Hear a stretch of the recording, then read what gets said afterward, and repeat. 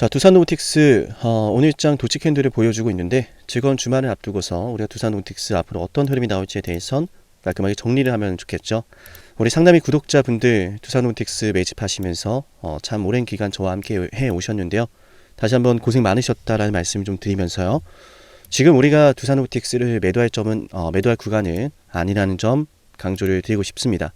우리가 고작 이 정도 수익 보려고 두산노브틱스를 기다려온 것은 아니죠. 그리고 무엇보다 두산노브틱스의 주가 상황을 제대로 이해하신다면요, 두산노브틱스가 앞으로 급등할 게 보일 거예요. 제가 그래서 오늘 영상은 두산노브틱스가 앞으로 급등하려고 하는 근거들을 하나씩 좀 말씀을 드려볼 건데요. 이번 영상 여러분께 꽤나 중요할 거라 생각합니다. 이 영상을 꼭 끝까지 시청하셨으면 좋겠고, 우선 재밌는 흐름을 좀 먼저 말씀을 드려볼게요. 두산노브틱스가 신규 상장 당시에 만들었던 고점과 두산밥켓 합병 이슈로 만들었던 고점이 존재하는데, 그 고점과 고점의 구간이 지금 두산노브틱스가 만들어낸 눌림목 구간이에요. 이 구간입니다. 자, 눌림목 구간의 상단선이 신규 상장 당시에 만들었던 두산노브틱스의 과거 최고가이고요. 그리고 눌림목 하단선이 맞아요, 두산밥켓이 합병될 것이다 라고 하는 이슈로 올랐던 당시의 고점 구간입니다. 그 안에서 지금 두산노브틱스의 주가 눌림목이 만들어지고 있고요. 이 눌림목 구간은 맞아요, 과거의 두산노브틱스의 수많은 매물대가 쌓여져 있는 구간을 뚫고서 올라온 자리거든요. 그 말은 이 매물대를 소화하고 나서 여기에 안착을 한 거기 때문에 지금 매물대 소화에 따른 주가의 조정이 나오는 건 맞지만, 이 물량들을 소화를 하면서 여기까지 가격을 올려 놓았기 때문에요, 당연히 주가를 위로 올려서 더 비싼 가격에 매도하는 게 보인다라는 거예요. 이해되셨죠? 그래서 실제로 제가 여러분께 계속해서 말씀드렸었던 게 7월 달부터 내내 말씀을 드려왔었잖아요. 그죠? 이 저점의 상승세가 심상치 않다라고요. 그죠? 기억나시는 분들 좋아요 잊지 마세요. 제가 이 저점의 상승세가 심상치 않다라는 걸 이 급등이 나오기 전에 이미 말씀을 드렸었고, 그걸 다시 보여드리진 않을게요. 워낙 너무 많은 분들이 보셨기 때문에 제가 말을 지어내지 않는다는 건 여러분도 잘 아실 겁니다. 좋아요 눌러주셔야겠죠? 우리 가족분들 상담이 이거 좋아요 안 눌러주면 저 거짓말하는 사람 되는 거예요. 아시겠죠? 기억나시는 분들 꼭 좋아요 누르면서 영상을 볼게요. 자, 그래서 제가 말씀드리고 싶은 거는 이 상승 추세가 결국에는 밑에서부터 물량을 조금씩 모았다가 지금 표시해드린 구간 있죠? 박스권. 이 박스권의 저항대 매물. 여기 물량 진짜 많거든요. 아마 두산노브틱스를 이때 매수하셨던 분들, 매도를 하셨던 분들도 있겠지만, 이때 매수해서 지금까지 보유하고 있는 분들도 적지 않을 거라 생각을 해요. 이런 매물대를 뚫고서 여기까지 올라온 거거든요. 그럼 뚫어내는 동안에 흔히 말하는 세력들의 차익 실현이 아닌 매집 과정이 이루어졌었겠죠. 그죠? 그래서 실제로 두산노브틱스의 매매 동향을 보시면요. 자, 두산노브틱스의 매매 동향을 볼게요. 7월 1일부터요. 작년 7월이죠. 작년 7월부터 올 1월 달까지요. 두산노브틱스를 외인들은 무려 790억을 매수했습니다. 기관은 1100억을 매수했고요. 금투는 940억을 매수했고요. 연기금도 330억을 매수했고요. 두산노브틱스를 매도하고 있던 건 개인 투자자밖에 없었다라는 거예요. 그죠? 대다수의 개인 투자자들이 두산노브틱스를 작년 7월 달부터 매도를 해왔고 버티지 못하고 물량을 빼앗겨 왔어요.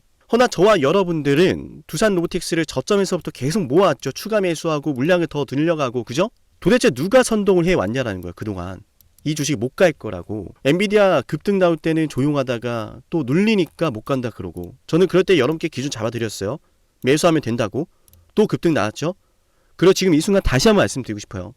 이 구간은요, 매집이 되고 있는 과정입니다. 저는 그렇게 생각하고요. 저는 여기에 승부를 걸 것이고, 때문에 주가가 큰 급등이 추가적으로 나올 거라 봅니다. 아시겠죠? 지금 재미있는 흐름이 있어요. 골드만삭스가 1월 19일에 12만 주를 담았고요. 모건스탠리 역시 이 주식을 1월달 내내 계속해서 매수하고 있습니다. 물량이 들어온다는 이야기예요. 그 말은 거듭 말씀드렸지만 이 구간이 매집이 되고 있는 구간이라는 거예요. 다만 우리가 이것도 체크를 해야 하는데, 자, 두산노브틱스가 단기과열 종목에 대한 지정 예고가 나왔었어요. 일각에선 좀 오해가 될 만한 말들을 많이 하더라고요. 왜 그런 생각하는지 모르겠는데, 투자 경고로 지정되는 것은 시가총액 상위 종목 100위 안에 드는 종목들은 투경으로 지정이 되지 않지만 그게 시행규칙이 아마 작년 12월 달인가 바뀌었을 거예요. 단기 과열은 다른 이야기입니다. 공시에 적혀 있잖아. 말을 지어내는지 모르겠는데 지정 대상에서 제외된다가 아니라 제외될 수 있다입니다. 그럼 항시 우리가 생각해야 되는 게 뭡니까? 자, 중요한 거 들어가죠. 매집을 하는 과정인 건 맞지만 여러분들 잘 아실 거예요. 매집을 하다가 투경에 걸리기도 하고 단기 과열에 걸리기도 하고 그럼 보통은 그 전에 주가가 조정을 한번 가집니다. 물론 사고를 치는 종목들도 있어요. 단기 과열 따위 무시하고 그냥 올려버리는 종목. 그죠? 자, 그래서 여러분께 말씀드린 게 두산로보틱스가 당분간은 단기 과열에 대한 우려로 인해서요. 유동성이 줄어들고 주가 상승이 제한이 될 거라는 거예요. 그래서 얘가 못 가는 거라는 겁니다. 지금 뭐 대량으로 세력들이 매도를 해서 나가는 게 결코 아닙니다. 자, 때문에 사실 뭐 두산로보틱스 같은 경우는 지금 여기서 올라간다면 단기 과열에 지정이 되고 30분 거래로 체결이 될 수 있는 흐름에 들어갈 수 있으니 사실상 이 주식을 바로 보내주긴 어렵겠죠. 저는 그래서 외인들이 3거래 동안 일부 매도를 했다라고 생각을 하고요. 개인 투자자분들이 매수로 따라 붙고 있는데 지금 외인 쪽에서는 이 주식을 매집해 놓은 것들도 있고요. 때문에 여기서 만약 팔 거였다면 일부를 파는 게 아니라 대량으로 팔았을 거라 생각을 해요. 그래서 이렇게 외인들이 기관이 금투가 이런 물량들이 여전히 들고 있다라는 사실은 지금 우리가 마주하고 있는 두산로보틱스의 가격이 결코 매도할 구간이 아니다라고 판단하고 있는 거예요. 여기가 매도하는 가격이 아니다. 외인기관 금투 연기금이 됐든 때문에 단기 과열로 지정이 되면 안 되기 때문에 순탄하게 주가를 올려줘야 되기 때문에 이 자리에서 곧바로 급등이 안 나올 뿐이지 급등을 위한 준비는 계속해서 되어가고 있다라고 봅니다. 아시겠죠? 그래서 우리가 당분간은 두산로보틱스가 쉬어가는 흐름으로 차분하게 본다라고 보시면 되겠고 이걸 또 반대로 생각하면 매수의 기회라고도 볼 수 있습니다. 아시겠죠? 자, 그래서 지금부터 제가 대응에 대한 기준을 좀 잡아드릴 건데 앞으로 주가가 급등을 할 때요. 주가가 급등을 할 때 외인과 기관의 그리고 금투 쪽 연기금에 매도가 나온다면 우리도 빠르게 매도를 해야 돼요. 여러분도 잘 아시겠지만 주가가 급등하는 과정 속에서 세력들은 매도를 하고 나옵니다. 그죠? 이 과정 속에서 세력들의 매도가 나온지도 모르고 나 혼자 물량을 들고 있다면 순식간에 무너지는 주가의 급락을 마주할지도 몰라요. 말씀드렸지만 7월 달부터 현재까지 주가를 끌어올리고 매집을 하고 심지어 과거의 매물대 구간조차도 돌파를 시켜준 것은 이 돌파를 만들어준 것은 다시 보여드리지만 외인과 기관의 매집세였습니다. 외인과 기관과 금투와 연기금이었어요. 이 주식을 매도하고 있던 건 개인 투자자밖에 없었어요. 그럼 이 흐름을 만들어낸 외인과 기관 금투 연기금 쪽이 앞으로 여기서 물량을 받아냈으니 주가를 더 올려서 엑싯을 할 것이라는 시나리오가 보이게 되는 건데요. 그때 우리도 매도를 해야 되는 거예요. 아시겠죠? 자, 그래서 지금 두산로보틱스가 단기 과열을 우려해서 곧바로 주가를 못 보낸다라고 보시면 됩니다. 뭐 이를테면 이거죠. 앞으로 추가적인 상승 속에서 외인과 기관, 뭐 금투 추가적으로 매수세가 들어온다면 당연히 주가는 더 올라갈 거라 우리가 곧바로 매도를 안 할 거지만 이건 좀 참고하셔야 돼요. 그냥 급등했다고 매도하는 게 아니라 외인과 기관의 금투 수급이 급등 속에서 매수가 포함이 되어 있다면 그냥 무작정 매도하는 게 아니라 수급을 보면서 홀딩을 하고 목표 주가를 크게 볼 거예요. 아시겠죠? 그래서 이런 급등이 나올 때 외인과 기관 금투 연기금 만약 매도를 하는 흐름이 포착이 된다면 우리도 매도를 할 건데 단기 과열에 들어가 버리면 30분 단위로 거래가 체결이 되기 때문에요. 지금 보신 것처럼 외인과 기관 금투 연기금 물량을 모아 놓으면 맞아요. 수천억이 넘어가죠. 이 물량들을 팔아 넘길 수가 없다라는 거예요. 구조적으로 30분 단위로 거래가 체결이 되기 때문에 사람들이 매수를 해주지도 않고요. 그죠? 때문에 지금 위치에서 주가를 급등시켜봤자 두산로보틱스는 단기 과열에 걸리게 되고 이 주식을 모아왔던 흔히 말하는 주포 세력들은 맞아요. 엑싯을 바라보기가 쉽지 않다라는 거예요. 그래서 단기 과열 지정 예고가 나오면 실제로 이렇게 주가가 과열에 들어가지 않고 진정되는 효과가 대부분 나타납니다. 그래서 단기 과열 지정될 것 같으면 그 전날에 매도하는 전략이 일반적인데 우리는 두산로보틱스가 추가적인 상승이 나올 거다라는 그 근거를 오늘 매집세를 통해서 확인했기 때문에요. 거기에 승부를 걸어야 된다라고 생각합니다. 거듭 말씀드리지만 저는 여기가 매집이 되었다라고 생각을 하고요. 거기에 대한 근거로는 다시 보여드리는 외인과 기관 금투 매집세입니다. 눈에 보이지 않습니까, 여러분? 7월 달부터 주가 상승세가 눈에 띄게 강해졌고요.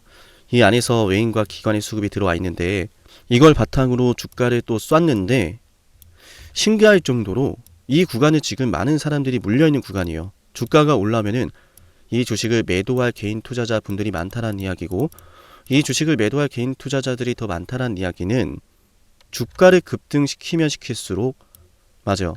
세력들의 흔히 말하는 평단가가 올라간다는 이야기예요. 그럼 여기가 전부 다 평단가가 세력들의 평단가가 녹아들어 있는 구간이라 볼 수 있는데 일반적으로 여기서 매도를 하고 나간다는 건 말이 안 되죠. 그죠? 그래서 만약에 두산로보틱스가 지금 두산밥켓 당시에 만들었던 고점을 이탈을 하게 되더라도 결론적으로는 이 상승 추세 지지를 받으면서 좀 디테일한 분석인데 만약에 밀리면 이걸 좀 보셔야 돼요. 이 추세 보이시죠? 이 추세를 지지를 받으면서 얘가 다시 한번 이렇게 올라갈 것이다. 이렇게 그죠? 그러니까 얘는 이 자리는 밀리면은 추가 매수를 해서 빠져나올 수 있는 구간이기도 하고 밀리지 않고 바로 쏜다면은 곧바로 수익을 실현할 수 있는 구간이기도 한다라는 거예요. 뭐 일각에서는 뭐 무조건 올라갈 거다 이렇게만 말을 하는데 다양한 시나리오를 생각하면서 가야 됩니다. 그래서 제가 이 구간에서도 말씀을 드렸죠. 이렇게 추세가 나오다가 네, 이 흐름이 나올 거다. 그죠?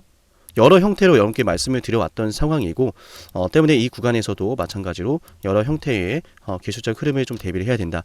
여기에 따른 대응 기준은 제가 잡아드릴 거니까 7371, 7454 여기로 두산 로보라고 문자 신청하면 됩니다.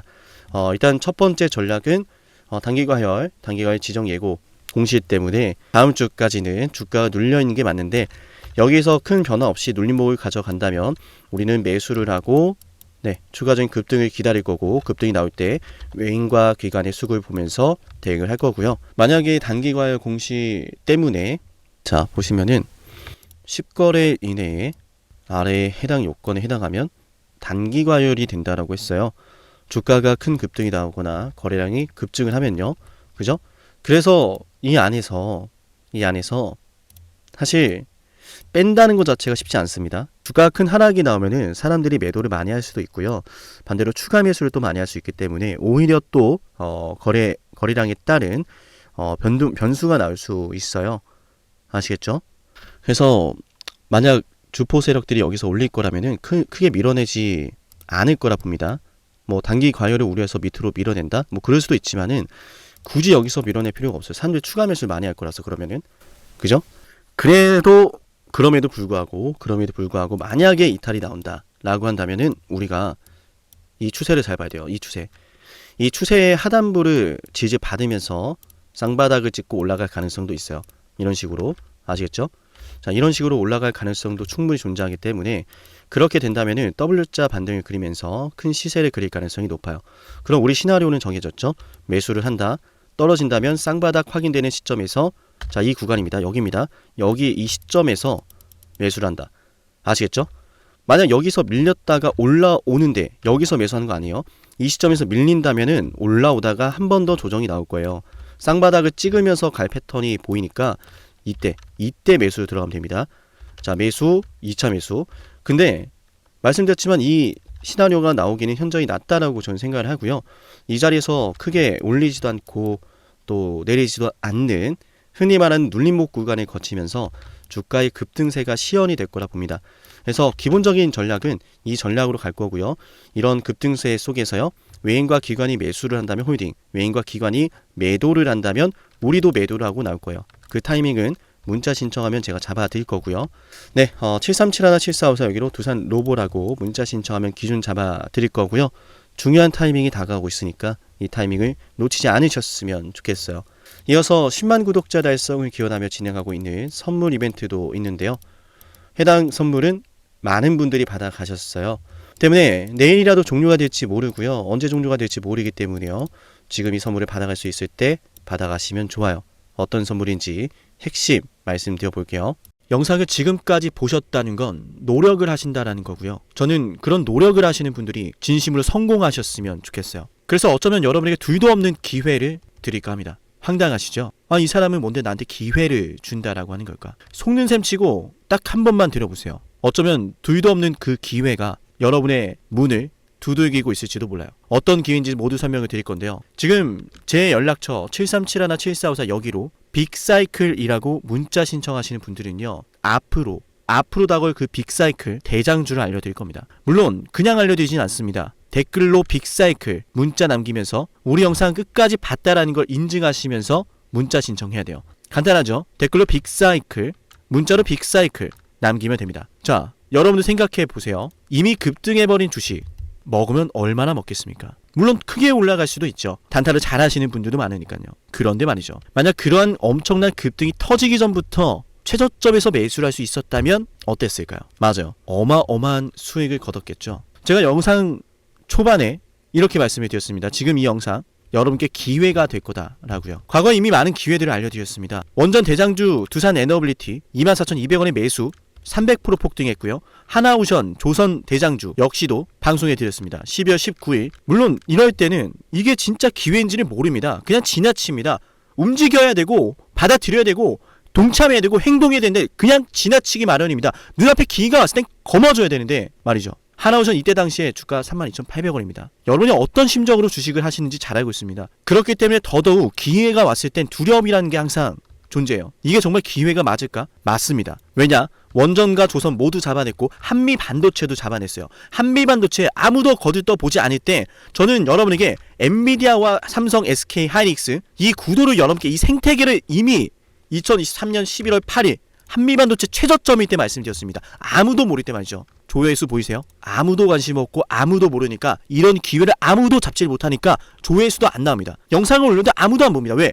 이게 기회가 맞을까? 이건 무슨 종목이야? 하거든요. 현대로템도 참 많은 욕을 먹었습니다. 2023년 12월 21일 현대로템의 주가가 2만원일 때 저는 알려드렸습니다. 기회란 사실 제대로 알려드렸고 그 기회에 승부를 걸어야 될 타이밍도 알려드렸습니다. 737-7454 어쩌면 이 번호가 여러분께 가장 중요한 번호가 될지 모릅니다. 이미 급등할 주식을 쫓지 마세요. 정말로요. 앞으로 급등할 주식을 쫓으세요. 앞으로 급등할 주식은 어쩌면 여러분 가까이에 있을지 모릅니다. 정말로요. 펩트론도 조회수 보이시나요? 2024년 9월 25일 주가가 급락하던 10% 급락하던 날 저는 여러분에게 매수하자라고 했던 사람이에요.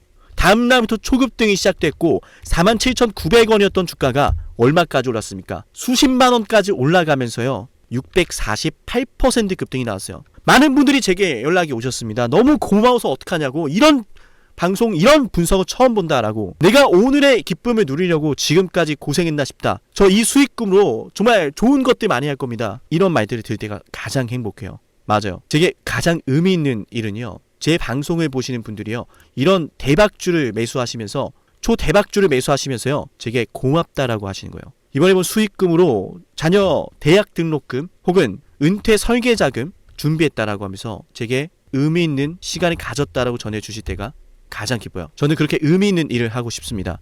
에이비바이오 일라이 리니와의 계약이 터지기 직전 10월 28일 단 한 번도 조정이 나올 때 매수를 외치지 않다가 딱 이날 매수를 외쳤었는데 이러고 나서 초급등 나왔죠. 상한가 나왔죠. 에이비바이오 일라이 리니와 계약 터졌죠. 맞아요. 주식시장은 항상 뭐가 존재합니까? 빅사이클이란 게 존재합니다. 근데 그 빅사이클이란 녀석은 이미 터지고 나니까 빅사이클처럼 보이는 거죠. 진정한 빅사이클을 수익으로 거머쥐는 자는 맞아요.